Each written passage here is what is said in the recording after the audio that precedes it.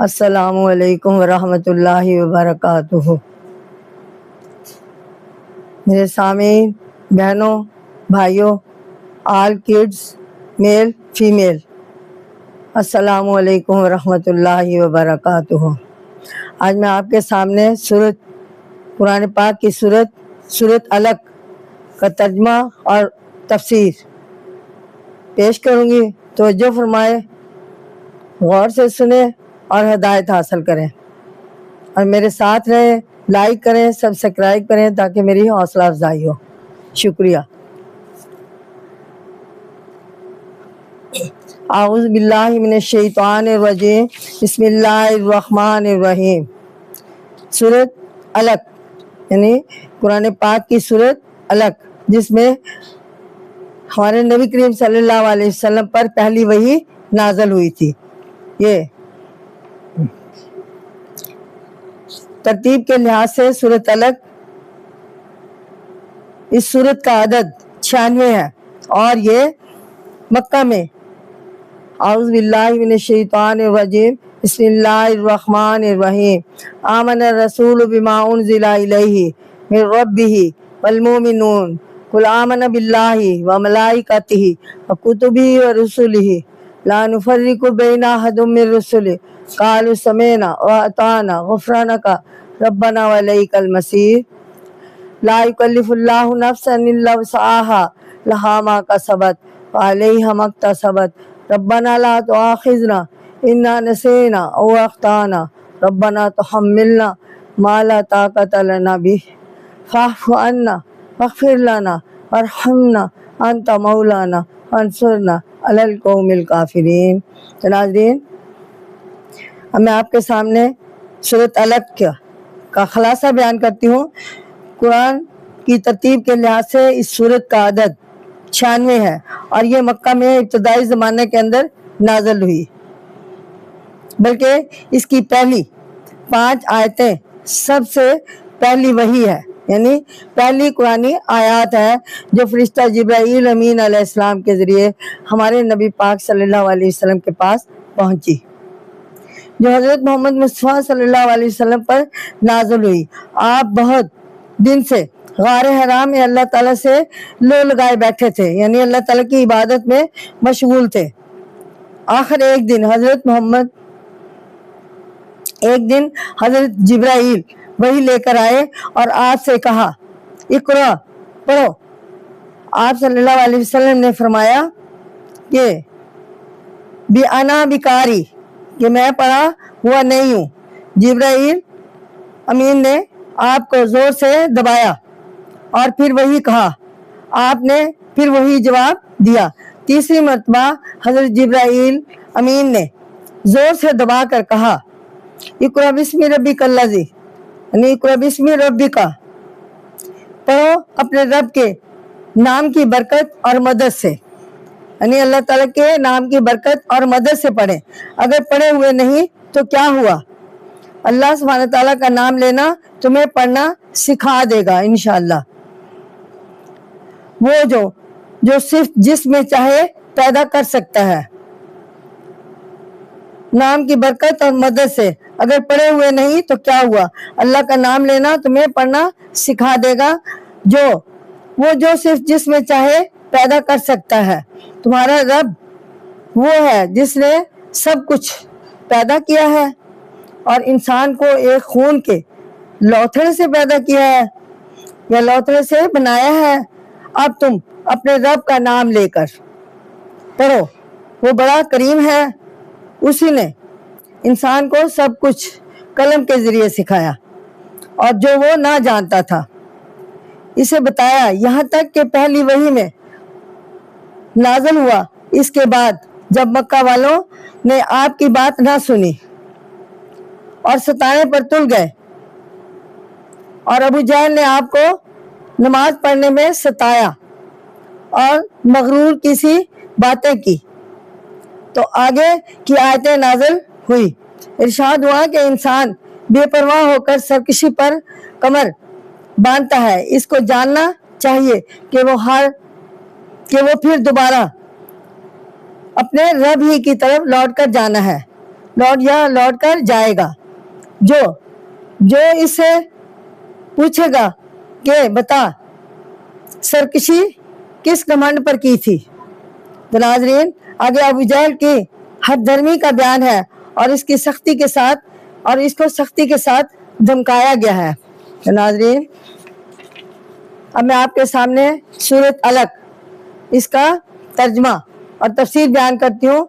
अल्लाह का नाम लेकर पढ़, यानी बिस्मिल्लाह औज़ु बिल्लाहि मिनश शैतानिर रजीम, बिस्मिल्लाहिर रहमानिर रहीम। इक़रा बिस्मि रब्बिकल्लज़ी खलक़, पढ़ अपने रब के नाम से जो सबका बनाने वाला है, यानी खलक जो सबका बनाने वाला है। खलक़ल इंसान मिन अलक, उसने इंसान को, आदमी को जमे हुए खून से बनाया।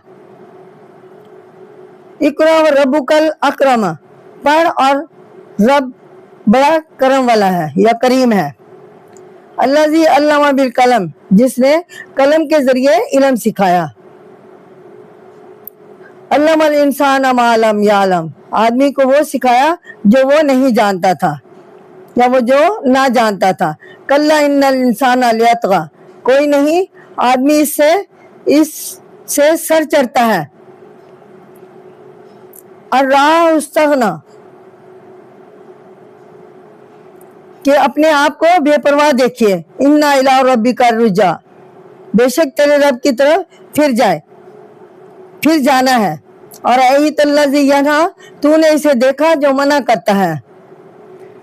अब्दन इज़ा सल्ला, एक बंदा जब वो नमाज पढ़े, यानी जब हमारे नबी करीम सल्लल्लाहु अलैहि वसल्लम नमाज पढ़ते थे तो जिब्राइल जो आपके चचा थे तो वो आपको जब आप नमाज पढ़ते थे तो आपको मना करते थे। अरईता इन कान अलल हुदा, भला देख तो अगर होता नेक राह पर, आओ अमरा, या सिखाता भी तकवा, डरना।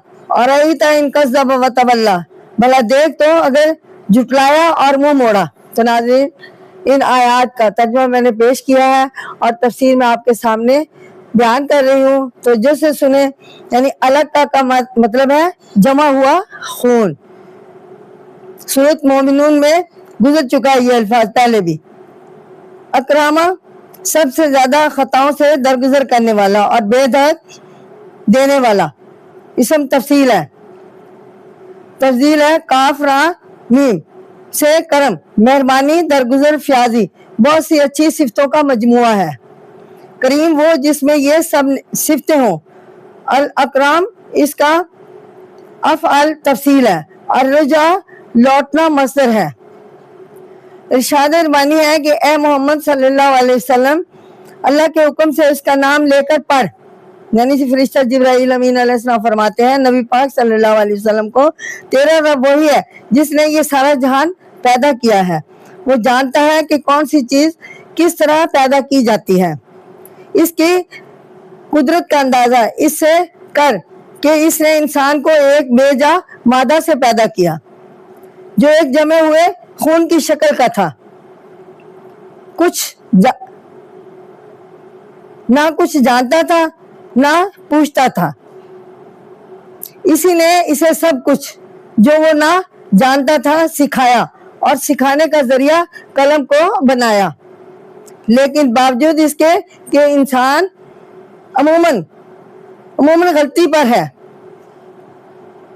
बात यह है कि वो अपने आप को बेपरवाह और आजाद देखकर खेल खेलता है तो सुनिए और सरकशी करता है। लेकिन बात यह नहीं है, अलबत्ता वो मरकर दोबारा अपने रब की तरफ लौटेगा। इसे अबू जहल को देखो कि वो अल्लाह के बंदे मोहम्मद मुस्तफा सल्लल्लाहु अलैहि वसल्लम को नमाज पढ़ने से रोकता है। ये पहले भी मैंने आपको तर्जुमे में भी बयान फरमाया है। इसका भला इसमें था कि सीधे रास्ते पर चलता और दूसरों को भी चलाता, लेकिन अफसोस उसने जुटलाने पर कमर बांधी और मुंह मोड़ लिया।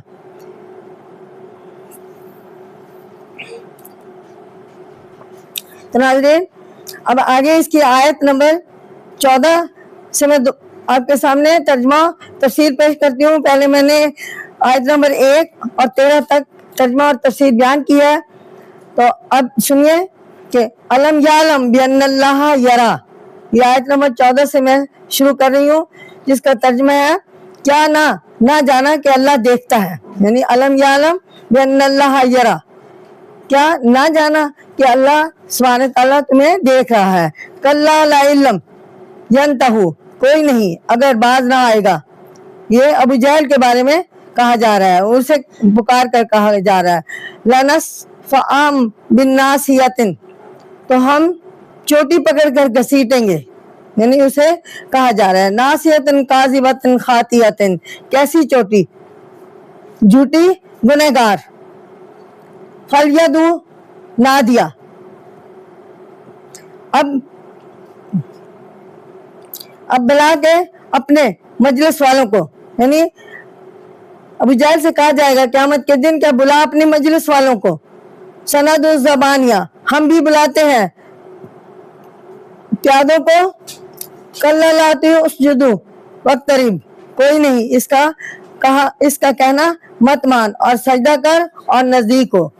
تو ناظرین، ان آیات کی تفسیر کچھ ایسے ہے کہ لنصفعن، البتہ ہم ضرور گھسیٹیں گے.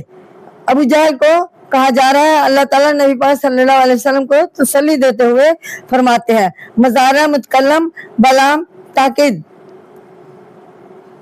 نون تاکید خفیہ ہے. سین فے عین صفعون کے معنی کھینچنا اور گھسیٹنا ہے. زبانیتن، سزا دینے والے پیارے. زبنیتن کی جمع ہے جو زیب نون سے اسم سے زبن کے معنی پکڑ کر دفع کرنا. زبینت وہ سرکاری پیادہ جو حکم ملتے ہی کسی شخص کو دھکے دے کر مار کر نکال دے اور دفع کر دے. تو ناظرین، یہ الفاظ کے معنی تھے جو میں نے آپ کے گوش و گزار کی ہے. اب ارشاد ہے کہ اس شخص نے سرکشی اختیار کی. ابو جہل کو کہا جا رہا ہے کہ اس شخص نے سرکشی اختیار کی اور یہ نہ جانا کہ اللہ سبحانہ